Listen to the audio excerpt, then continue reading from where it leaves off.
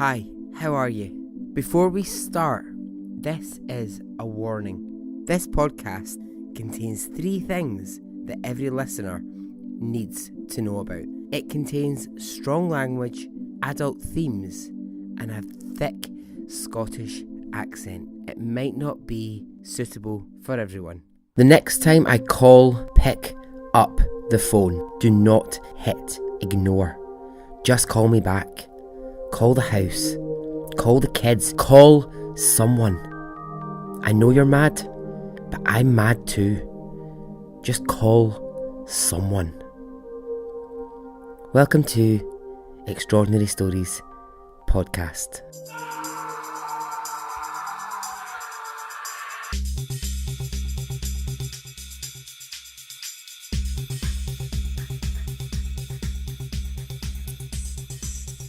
Hey, how are you? Are you well? Are you good? I am. I'm Barry Henderson, host of Extraordinary Stories podcast. If you've not listened before, then welcome along. This is episode 22. Unbelievable that I'm on episode 22. I never ever thought I'd ever get to 22 episodes. Genuinely, I tell you honestly, I thought I'd probably do 3 of this podcast. No one will listen, and I'll just go back and pretend that it never happened. But, you know, it seems people are listening, and for that, I'm so grateful. So thank you if you've been along for the ride so far, and welcome if you are new to the podcast. Thanks for the feedback on last week's episode, which was about obsession. So I was dealing with a stalker story, and the story that I told of Tracy, it really struck a chord with plenty of people. And the stories that you were sending to me on the Facebook group, the things that people were talking about, it was just unbelievable. So yeah, thank you if you engaged with that episode. Okay, I'm just going to do a couple, as I always do, a couple of shout outs. These are people that in this week I just want to say thanks to, and I just want to say hello. So I'll start with Ed Hawkins. Hey Ed, thanks. Just thanks, Ed. You know why I'm saying thanks. Lindy Beaumont. Thanks for just being great. Lindy, thank you. I'm going to say hi to Carol Laverty. Now, Carol has a great podcast. It's called Cold Case Notes from the Goober State Queen. It's a really great show. It's highlighting cold cases that we should really all know about. Carol is a brilliant voice to listen to. Hey to Gareth Thomas over at Gareth's Random Ramblings, and of course Bex, who co-hosts with him. That's a podcast worth a listen. It's very, very funny. They're in Brisbane, Australia. So hi to you. And lastly, Millicent M. Turk. Hello. Yes, you are wonderful. So thank you for your engagement with stuff. Okay, let's talk power. Let's talk relationships. Let's talk about when a man and a woman are married and it's going wrong, and they're looking around for ways to get out. Let's talk in this episode about 2 people in particular who went to the absolute extremes in their marriage. Okay? Let's go.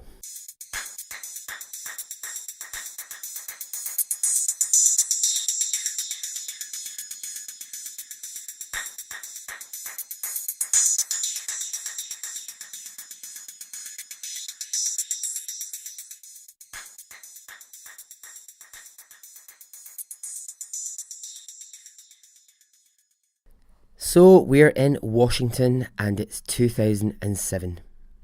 Tara Lynn Grant is 34 years old and she's an executive for a multinational engineering firm. She is a busy mother and a wife. She travels with her job a lot, so often she's flying around lots of different locations, and that's quite often for a week at a time. So the job that Tara has got, it's a great job that she's got. It's a 6-figure salary kind of job. So amazing money, but obviously she's away from her kids and her husband, Stephen. So she's away pretty much Monday to Friday, and she's back at the weekends. Now, Tara's worked really, really hard in her life to get to where she is, and she's really at the absolute top of her game. So if we just go back slightly, Tara and Stephen, they had met when they both went to Michigan University. He gets described as the all-American guy. Sometimes I don't know what I think that phrase actually means. I see it written down, I hear it, people say it, and I think, I find that phrase a little bit annoying, but anyway. He was the all-American guy. He came from a good family. He had good prospects. Tara was a very sweet, very outgoing, clever girl, very popular. She was a cheerleader. In brief, they both went through university, and in the end, Tara graduated with honours, and she landed a great job right out of her studies, so walked straight into a brilliant job. However, Stephen, he failed his final year, and he had to go and work with his dad. So his dad owns a tool and die workshop. So let's go to where I was, 2007. As I said, her working pattern looks a little bit like Monday to Friday, she might be in Puerto Rico, for example. Then she flies home for 2 days, for the weekend. Come the next Monday, there she is, flying off to London for another week. And then she's home for 2 days. So Tara is the main breadwinner in the house, and Stephen is the stay-at-home dad. Stephen isn't finding that this lifestyle particularly suits him. He's struggling to cope with the 2 kids on his own. So the kids, I think at this point, are 2 and 4. So they're very young. They're very young to not have their mother around at that time, and to really only see their mum at the weekends. Obviously, I mean, this happens, it happens all the time. This is very often a family dynamic. But Stephen is really struggling with the fact that she's away so much. And as a result, their marriage isn't in good shape, and they argue a lot. So to sort of ease the burden on Stephen, they hire an au pair. Usually, they went through a couple, but they're always European girls, aged, 21, but anywhere between sort of 21, 25. So one was French, they had an Italian, and they also had a German au pair. So the weekends when Tara gets home from work, they should have been a time for family, a time for the couple to reconnect. But instead, unfortunately, Stephen and Tara, they spent most of their time fighting. It's said that Stephen was very jealous of the fact that she was away Monday to Friday, and that she was getting to jet around to all these exotic places. But he was also jealous that she was away a lot of the time with male colleagues. She worked in a fairly male-dominated job, and so she was one of only really a handful of women in there. So I don't think Stephen's actually got anything to go on, jealousy-wise. I think it's just, he just doesn't like the fact that she's away from him with other men that she works with for a week at a time. This is actually the bit of the story before we get to, what we're going to get to is unbelievable. But this part in particular really kind of drew me in. When I started investigating this story, I was like, okay, there is a power struggle happening here. What we're actually talking about is him feeling emasculated as a man. He's feeling that he's lost his role. His masculinity is being challenged by the fact that he is not the breadwinner. He's actually the one at home with the 2 kids. So I'm using the term emasculation, which we know it to be. Actually, the term dates way back to medieval Europe, and where it came from is it was actually the term that was used to describe the process of removing a man's penis and his balls. Lovely. Just lovely. But yeah, back in the days when people would be hung, drawn and quartered, to emasculate a man was to remove those bits of his body. So, I've mentioned this idea before in previous episodes, the ideas of constructs of masculinity, because it absolutely fascinates me. I think it drives so many of the stories that I tell on this podcast, stories that you'll hear in other true crime podcasts. So much of it is driven by men who are trapped in what that construct of masculinity is. Now, maybe it's the viewpoint I'm coming from. What's really weird is I understand it and I don't understand it all at the same time. I get that it's something that's bred into you at a young age. You're a man, you've got to behave like this, you've got to be the breadwinner, your wife will stay home and look after the kids. I mean, fuck's sake, it's 2007, so can we just alter our views on what we think the role of men and women in society are? But what's interesting with it is, I think the society view of what a man's role in a family is, or what a man's job is, actually comes less from society looking at it and more from the actual man who might be feeling it.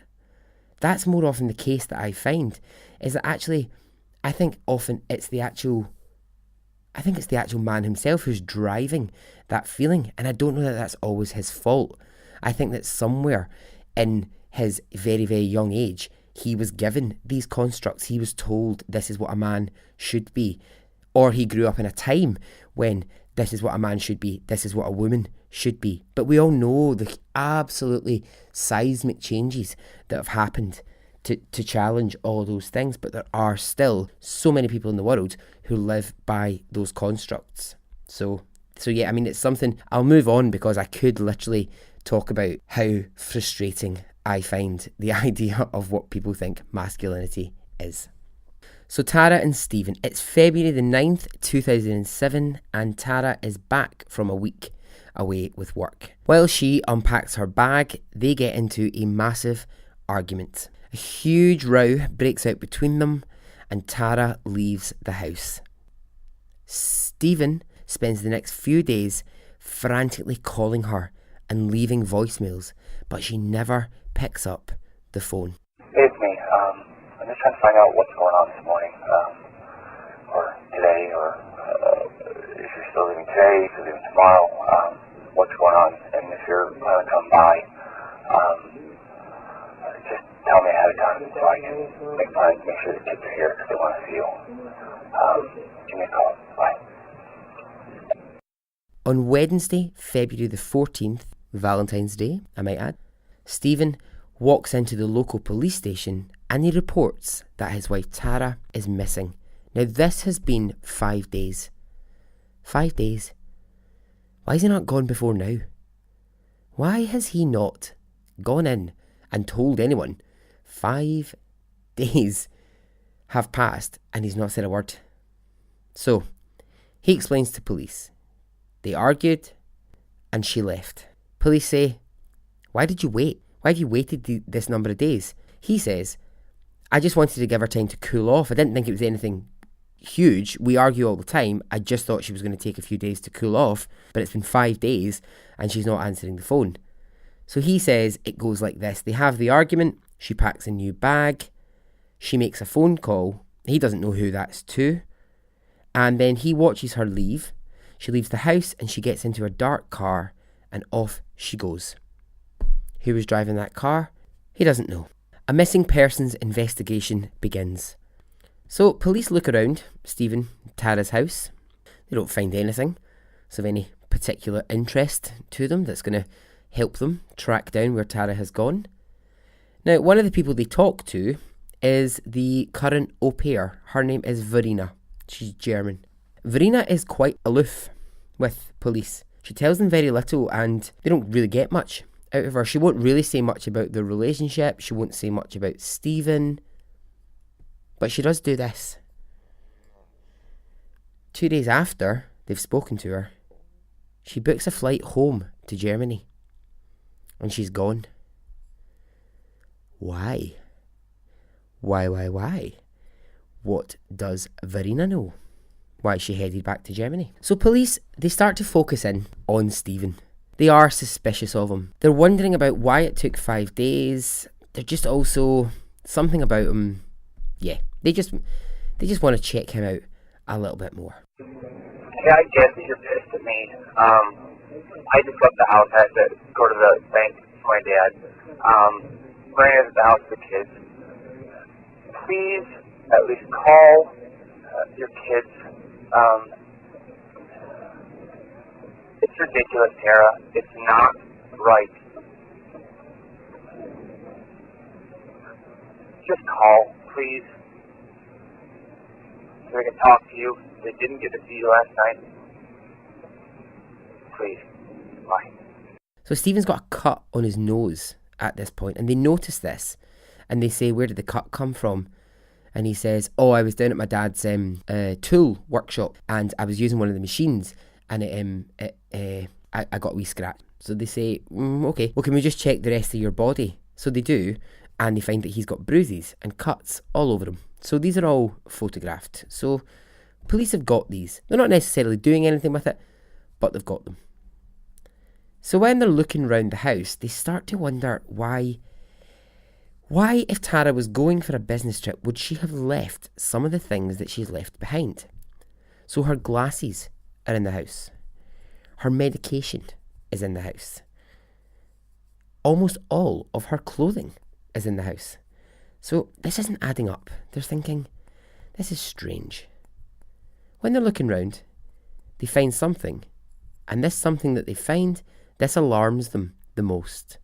They find in the bathroom's carpeted, they find a blood stain, and it's a pretty big blood stain. And Stephen says, oh, that's hair dye.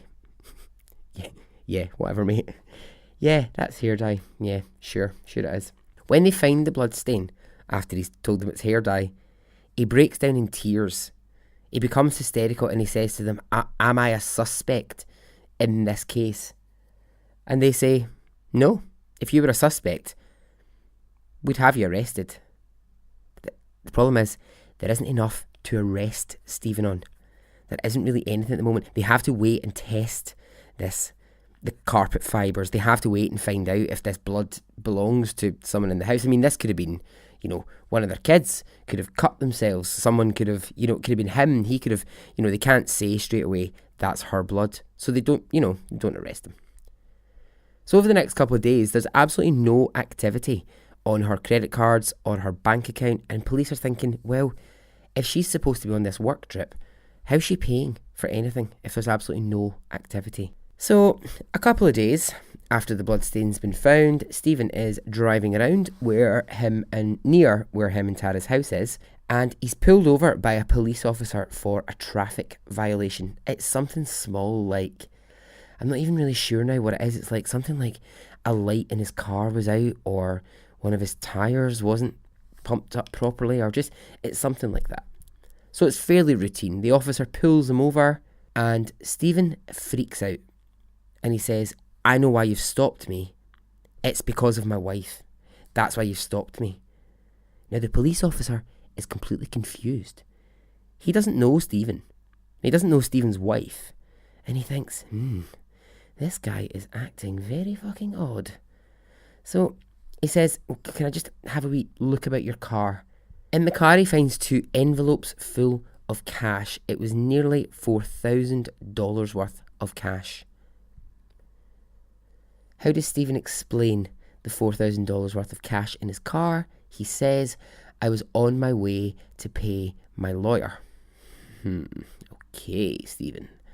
Alrighty. So this police officer, he calls his boss and he says, what do I do with this guy? I've just picked this guy up for literally a small traffic violation, and now he's freaking out, thinking I've picked him up, something to do with his wife. Who the hell's his wife? The boss explains, this is Stephen Grant. His wife Tara is missing. So what they do is they take him down to the police station and they arrest him for the traffic violation.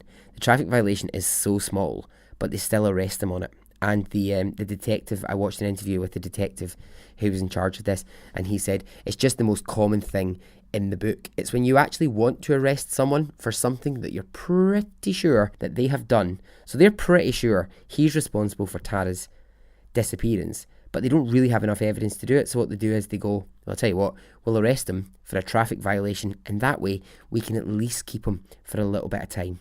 So under the current law at that time, they were allowed to keep him for 6 hours. So during this 6 hours, they interrogate him about Tara's disappearance. But they don't really get much. He sticks to the story. They had an argument. She left in someone else's car. He sticks to that story.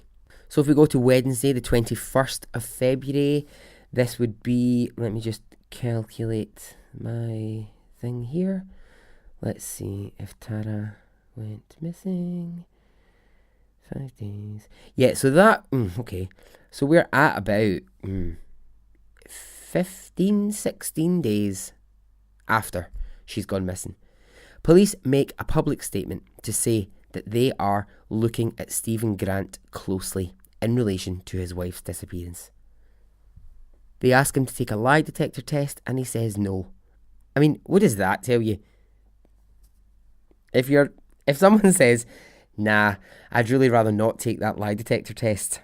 Yeah, I think we all know what that means. They discover that Stephen had been emailing with an ex-girlfriend complaining that he thought that Tara was having an affair. Again, no proof. He doesn't have any proof. He just thinks that she was having an affair. So, this is a pretty ballsy move of him. He goes to the media himself and he says, I want help to find my wife. I want people out there looking for her. I miss her, I love her, I want her back. All the while that Stephen is doing this, he's leaving voicemails on Tara's phone. Sarah, next time I call you, pick up your phone. Please do not hit ignore. It's absolute. You can call me or your kids. It is. Pick up your phone or call the house. Call somewhere. Call me. Call myself. Call the kids. It isn't this bad. I know you're mad. I'm mad. You traveling this much is not right. Just call me.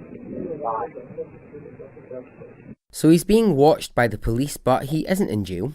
But however, he is told, don't go anywhere and you need to let police know all your movements. So one day he says to the police, he phones them in the morning and he says, would it be okay if I went for a jog in Stony Creek Metro Park? Now this is a place where he and Tara, they used to go jogging together. And the police say, yeah, okay, fine, no harm, go for a jog. So he goes for a jog, that's fine.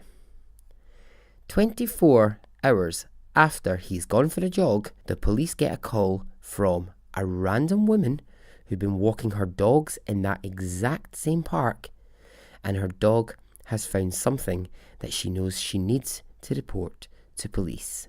What did she find? She found a Ziploc bag containing a pair of bloody latex gloves and clumps of hair. This prompts police to get a search warrant for Stephen Grant's house. So, tests start to get done on the contents of the bag, and they're about 99% sure that the hair and the blood, it's going to belong to Tara. So they search his house. What do they find? Oh, it's grim. They spend hours searching the house, during which time Stephen Grant takes his dog for a walk. So police are in the house on their own. They look everywhere. They open every cupboard.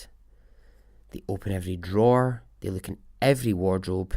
And eventually they find themselves looking in the garage. They open up a container and what they discover is horrific. They discover Tara Grant's torso wrapped up in a bin bag. So, immediately, police conclude he's killed and dismembered Tara. So immediately, they want to arrest him. But where is he? Well, police told him he could go and walk the dog. So, during that walk with the dog, he's run. He actually went and borrowed a truck from a friend and he's driven miles away. He's gone to another park, miles from the home. And while he's there, he makes 2 phone calls, one to his sister and one to his lawyer. These calls are tracked and police swarm the park and they find him. Now at this time it was snowing really, really heavily. It was like -3 or something. And police find Stephen Grant in this park lying at the base of a tree in a state of hypothermia. So he's taken to hospital and he is treated for his hypothermia. It's at this point, he says to police, I've had enough of running around, I've had enough of lying, and I'm ready to make a full confession. What he confesses is absolutely fucking nuts. So I'll just warn you, it's pretty gross. So if you're squeamish and you don't like things that are a bit gross, this might not be for you. This is Stephen's list of what happened. They argued on the night that she returned from the business trip. He grabbed her. She smacked him across the face. He pushed her. She fell backwards and she hit her head. She was still alive but struggling, and he strangled her to death. He tied a belt around her neck and he used this to drag her body down the stairs of the house. He placed her dead body into her own car. The following day, he takes the body to his father's tool workshop and he begins to dismember the body. He puts parts of her body through the machine with the large blades.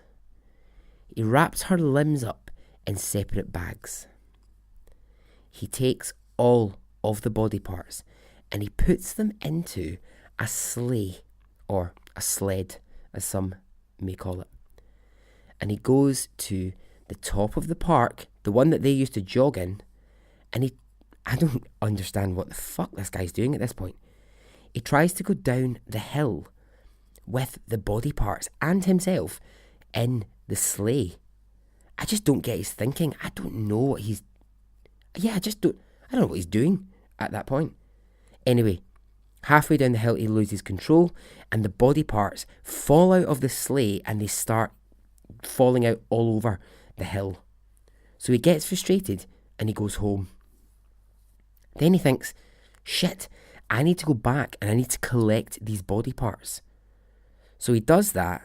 Now rather than collect them all up, he starts then just throwing them around the park randomly.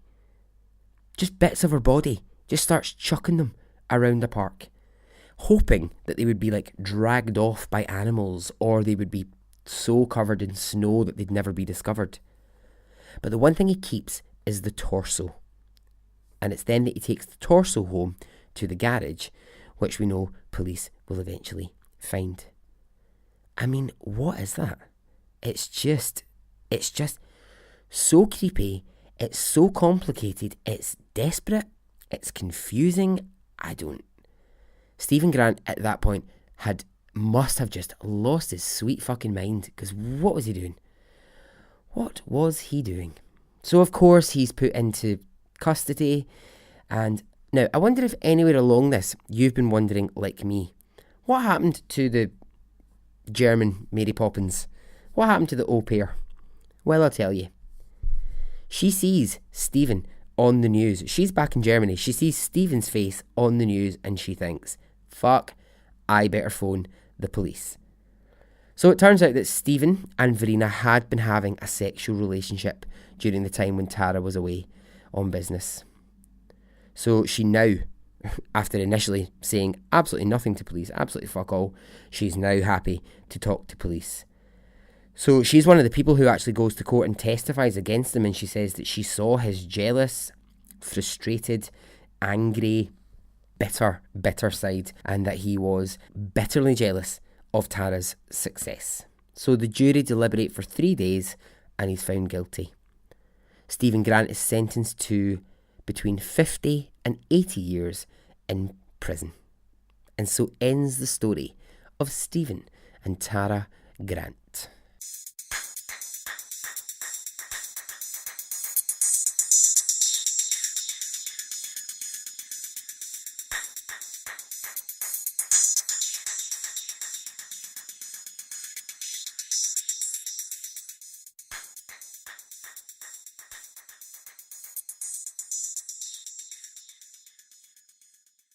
I mean, whoa, what a fucking story. It's got everything in it. I mean, it's just, horrible. And when all is said and done, what it comes down to is power. It comes down to a man who felt emasculated by the fact that he was not playing what he considered to be the masculine role in their relationship. He wanted control, and by fuck, he got it. But he got it in the most brutal way. Okay, story 2. We are in Corbett, Oregon, described as a magnificent stretch of wilderness, a place where people live off the land, ask for nothing, and are self-sufficient. In 2009, in February, housewife Lynn Stomps was desperate for help. So where do we find Lynn? Well, there's 2 guys driving down a road in Corbett, Oregon. They're driving past a river, and they see from the bank of that river an arm sticking up from the side of the road, and they realise that someone needs help. It's Lynn. She's crawling up the bank of the river, and they pull her to safety. Lynn Stomps tells the 2 men that she and her husband have been attacked just hours earlier by 2 strangers, and that she's been crawling up the bank to get help. She tells the men that the attackers went for both her and her husband, and that they threw her from the side of the road down into the river. So what is Lynn's story? Well, it goes like this. Her and her husband had been selling their boat. They'd placed an advert online, and someone was interested. So they went that morning to meet the prospective buyer, and that's when the attack happened. Her husband Jerry had thought it was a good idea that they meet the buyer, and that he would take the buyer and do a little fishing before they negotiated the price for the boat. I mean, that's nice. That's a nice way to handle things. Maybe I don't know. I put stuff on Gumtree all the time. I guess in America is it Craigslist? Don't know what you call it. Something like that. I put stuff on Gumtree all the time. I wouldn't be taking anybody who wanted to buy something off me fishing. I would just be saying, here, I'm selling you this camera. Come to my door with 50 quid. That's fine. But, each to their own. Jerry felt that was the way that they should do it. That's fine. So Lynn says they get to the point where they're supposed to meet the man who's going to buy the boatman, and that she stayed in the truck while her husband took the boatman for a little bit of fishing. So after a while, Lynn's in the truck and she thinks, I'm going to get out and stretch my legs. Now it's at this point that she hears her husband shouting from a distance, run. He's shouting, run, Lynn, run. So she does. She panics. She starts pelting it down the road, and suddenly, out of nowhere, a stranger, a man, steps into her path. He grabs her and he throws her 20 feet off the embankment down into the river. So she's frantic. She's trying to call for her husband Jerry. She's trying to crawl back up. And when she gets up to near the road, she can sort of see the road from where she is, although she's still crawling up, but she sees no sign of her husband. She sees no sign of the man who was buying the boat, and no sign of the man who threw her over the embankment. That's when she flags down the 2 men for help. Right, so who are these 2 people? This is Lynn and Jerry, and they've been married since the 1970s. They had 2 kids. They lived in Oregon pretty much all of their lives. They are a happy couple who lived quite a simple life, and they enjoyed the outdoors. So Jerry went to work, but Lynn stayed at home. She raised the kids and looked after the house. They would eventually own a 14-acre farm. They raised livestock, and they had a side business selling Christmas trees.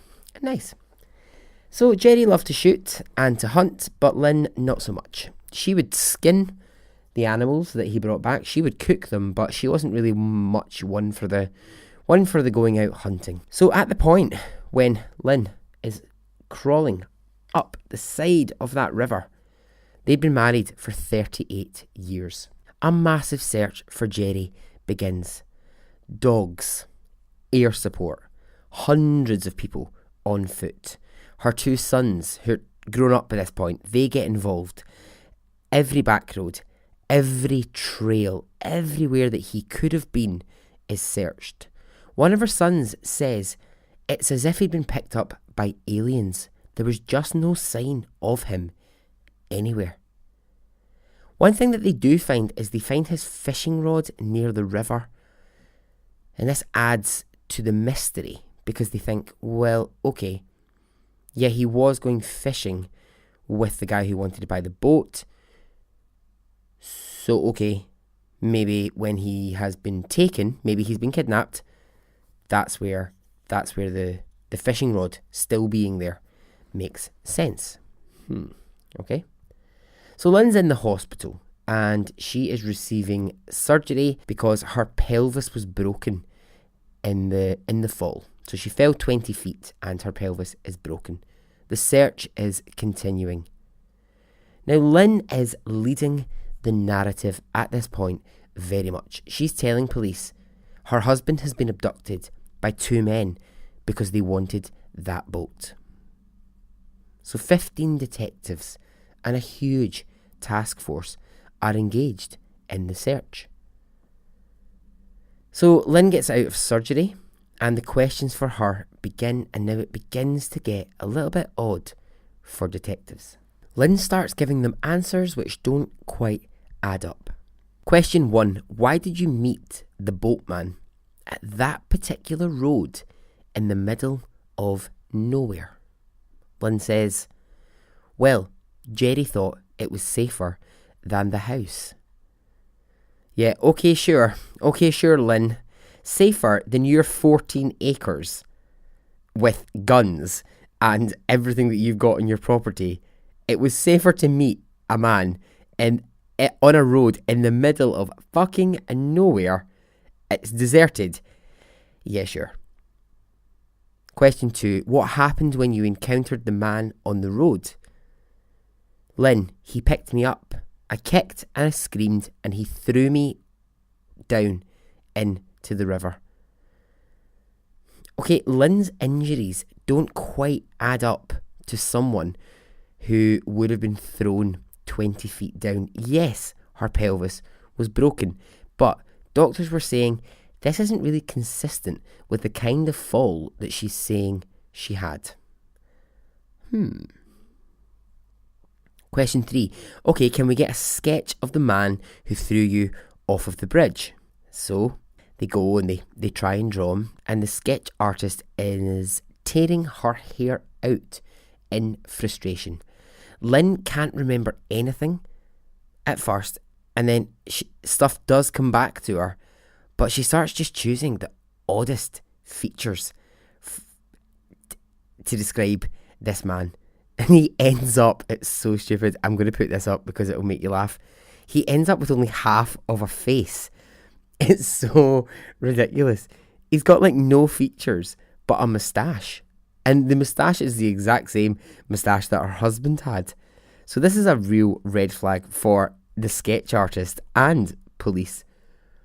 Lynn, she starts to sort of describe the man looking a little bit like Jerry used to, but she starts alarmingly saying this: he had a moustache like Jerry used to have. He looked a bit like what Jerry used to look like. So police and the sketch artist are going, why is she using past tense? Why is she describing Jerry as if he's no longer with us? So in this next bit, it is so funny. It's just made me laugh so much. She's asked to describe the man who was buying the boat. And this time, she's got a lot more information to give. So she's obviously thinking, oh fuck, I fucked it up with the first one, right? I couldn't really describe, so the sketch has only got half a face. So I'll tell you what, I'll be much better this time round. So sketch artist sits down again, gets her pad out. She's like, right, can you describe the man who was buying the boat? So normally, I only found this out when I was doing this research, and this is interesting. It normally takes anywhere between 2 and 5 hours for those sketches to be drawn, so that the sketch artist can actually make sure that they're getting the correct picture from someone. Because yeah, of course, under pressure, we can all remember things differently. But it can take a long time. This sketch artist, whose name is Laurie Nagy, she says it takes a minimum of 2 hours to really get a proper picture of what a person looks like. Does it take Lynn 2 hours? No, it takes 20 minutes. So, the sketch artist says when people are making someone up, when they're just drawing it from fantasy, what they accidentally do without knowing that they're doing it is they actually describe their own face. And that's exactly what Lynn does. It's so ridiculous. After the 20 minutes of drawing, the sketch artist is looking at it and she's like, "You've just described your own face. I've literally drawn you lying in this hospital bed right now." So ridiculous. So she, of course, takes this to police and she's like, "Look, here's the thing. This woman is trying to describe the man who supposedly was there to buy the boat. I'm going to tell you, she doesn't know what this man looks like, and she's just described all of her own features." Again, I will post this picture because it's just so stupid. So police at this point, they think they've got enough, right? They're going to zero in on Lynn.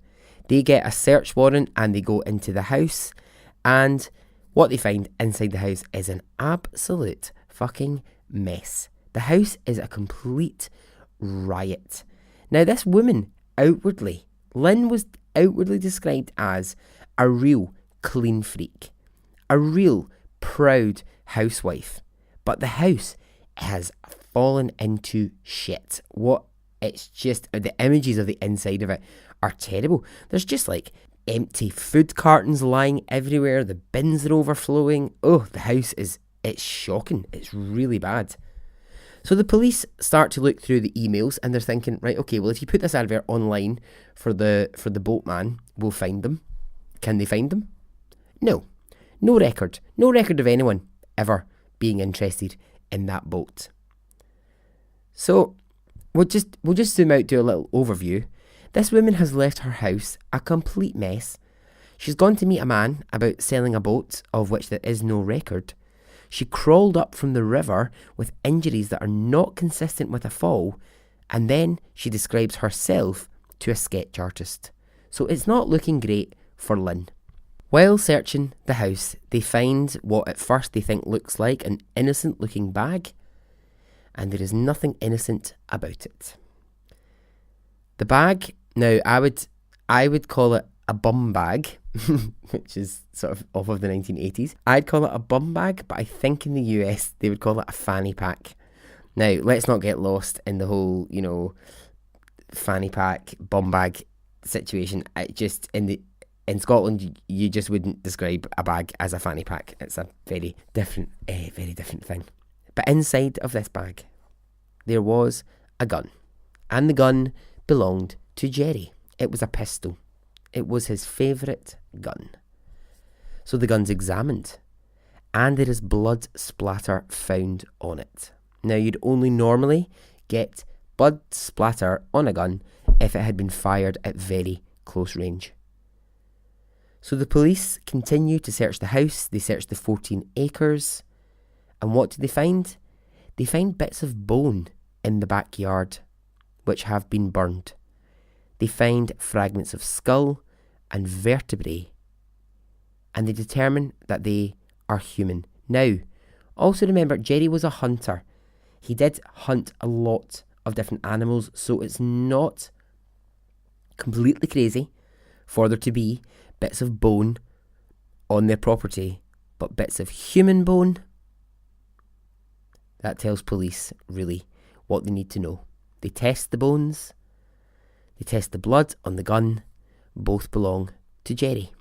So Lynn is questioned, and of course she denies it. So police dig deeper. They discover that Lynn has a love of spending money. Jerry, not so much of a fan of Lynn's spending. She had taken out credit card after credit card after credit card. And she was in debt of almost $50,000. Her and Jerry, they had argued extensively about the amount of debt that she was in. So, here's what actually happened. Here's how it went down. 2 days before they were supposed to meet the man to sell the boat, Jerry was on their property, working away, and Lynn, she walked up behind him. He had no idea she was there, and she shot him twice in the back.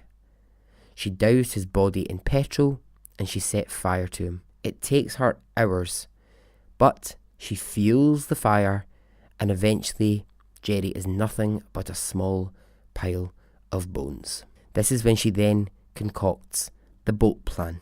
On the day that the two men find her at the side of the river, she goes there, she takes his fishing rod, and she plans to plant it there and make it look like a kidnapping. But this is where it goes wrong. As she's going down to plant the fishing rod, she falls, and that's where she breaks her pelvis. And that's when she has to crawl back up. And as she's crawling back up, she's thinking, fuck, this is the story that I need to tell. I need to tell the story that we were going to sell the boat, and that he's been kidnapped, and that I was thrown over the edge of this. This is when everything comes together at this moment for Lynn. It's interesting at this point because police say, see if she hadn't actually slipped when she was going down. See if she'd actually been successful and been able to go and plant the fishing rod. Then it's possible. The lead detective said it's really possible that actually we would never have looked at Lynn. We might have just always assumed that actually this was the case of a missing fisherman. We would have looked into it. We would have questioned it. But actually, we would never have been too suspicious about the story of being kidnapped while trying to sell the boat.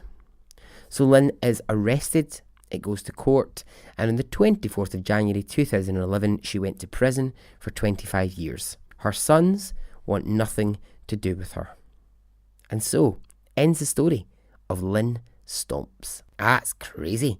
I mean, that's a man killing his wife in a hideous way, a wife killing her husband in a hideous way. Okay. Power. You want that power in the relationship? Don't kill for it. There's better ways to find it. Okay, I'm almost at the end, but I am just going to introduce something new that I'm going to start doing on the podcast. It's something I've been thinking about for a while, and I'm just going to introduce it. I'm going to call it Extraordinary Person. So it's the extraordinary person of the episode.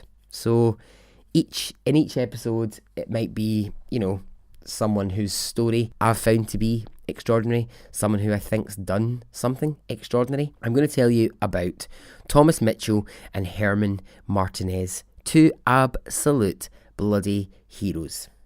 So this happened not that long ago. You may have seen this on the news because I saw it on the news, and it's totally stayed with me. Emily and Philip Ochiltree were in the grip of a storm in Texas, and they decided that they needed to get away from the storm. So they packed up their kids in the car and headed to somewhere where the storm was not as bad as it was around them. With them, they had their daughter, who was a toddler, named Addie, and their baby, named Marshall. So as they drove away, the storm got worse. And with the family inside the car gets caught in a really heavy, heavy downpour of rain, strong winds, and the car gets flipped over, and they're trapped inside of it, and the water around them is rising. Enter into the story Thomas Mitchell and Herman Martinez, who are passing by when this happens. So they stop. They get out of their car and they swim through the water. They get to the car and they begin to try and smash the windows of the vehicle in. But at first, they can't get through. They can see that inside there is a mum, there is a dad, there is a toddler, and there is a baby, and they are doing everything that they can to try and smash these windows of this car open. So with sheer persistence, they eventually manage to smash the back windows of the car. So at this point, other people are now joining in and they are surrounding the car, trying to get everybody out. So between Thomas Mitchell and Herman Martinez, they get the 2 kids out first. Other people, they manage to get the parents out. So Martinez, he takes the baby in his arms and he gets the baby to safety. The baby is fine. Thomas Mitchell, he grabs the lifeless body of the toddler. He takes her to the side of the road and he performs CPR. And the parents are watching as this man is attempting to bring their toddler back to life. And he does it. And what a pair of heroes those 2 guys are. Those 2 guys are extraordinary. The baby Marshall is absolutely fine. And Addie, the toddler, she had to be hospitalised, but she is stable. Never underestimate the goodness in people. Never underestimate that there is a hero out there who, in a moment when you really needed it, would come and save you. So yeah, they're the extraordinary people in this episode. And so I look forward to, in future episodes, being able to tell you about more extraordinary people who've done extraordinary things. And I am sure that you listening, you will know extraordinary people. And if you do, please let me know about them. Please tell me their story. I want to know the story of people who are just that little bit extra, who are just that little bit special. Okay? So that brings me to really the end of the episode this week. As always, you know what I'm going to say. I would love it if you could leave me an iTunes review. I know most people are not listening through iTunes. I know it's coming from other places, but the iTunes review, they play a part. They play a part in it. So if you've got 5 seconds, please go on and leave me one.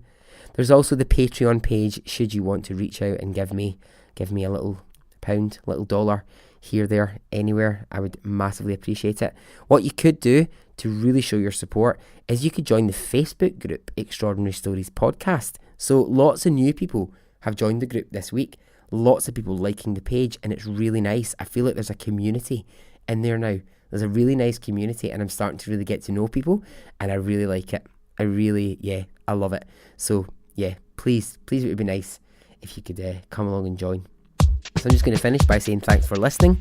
And as always, if you know a good story, an extraordinary story, me really then one way or the other. Okay? Goodbye.